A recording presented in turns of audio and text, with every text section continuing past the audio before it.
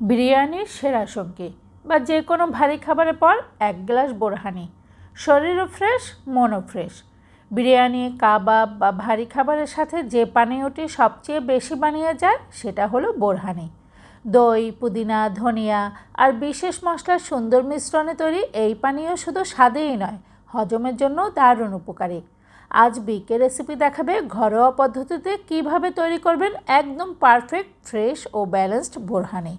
চলুন রেসিপিটি খুব সহজভাবে দেখে নেই।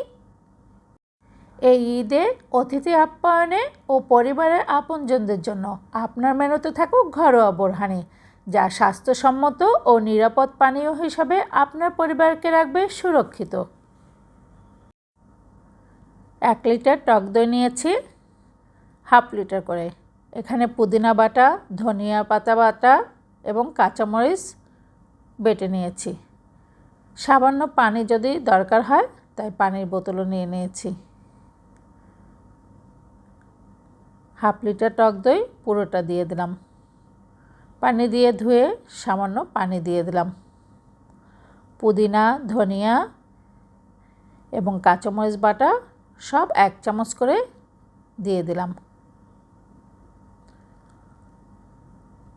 লবণ দিলাম স্বাদ মতো এবং বিট লবণ দিলাম 1 চা চামচ পরিমাণে।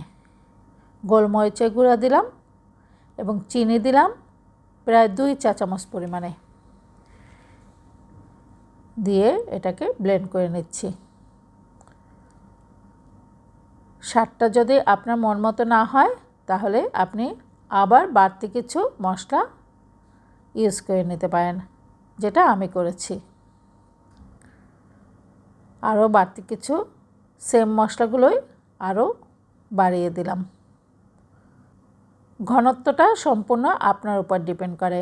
আপনি কতটুকু ঘন রাখবেন বা পাতলা রাখবেন সেটা আপনি নির্ধারণ করতে পারবেন। আবার ব্লেন্ড করে নিচ্ছি।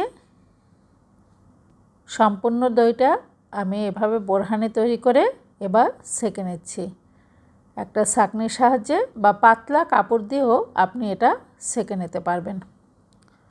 ছেঁকে নিয়ে যে বাড়তি মশলাগুলো উপরে ছিল সেটা একদম সম্পূর্ণ ছেঁকে নিলাম।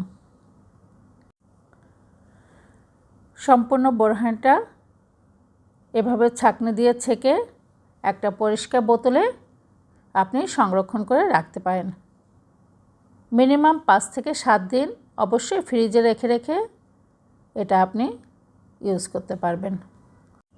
দেখুন, এভাবেই খুব সহজে তৈরি হয়ে গেল ফ্রেশ ও সুস্বাদু ঘরোয়া বোরহানি। সঠিক উপকরণ আর পরিষ্কার পরিচ্ছন্নতার সাথে ঘরে তৈরি পানীয় সবসময় বেশি স্বাস্থ্যসম্মত। রেসিপিটি যদি ভালো লাগে তাহলে লাইক দিন আর শেয়ার করুন আপনার আপনজনদের সাথে।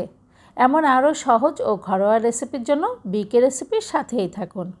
দেখা হচ্ছে নতুন কোনো রেসিপি নিয়ে আবার অন্য কোনো এক ভিডিওতে। সেই পর্যন্ত সবাই ভালো থাকুন।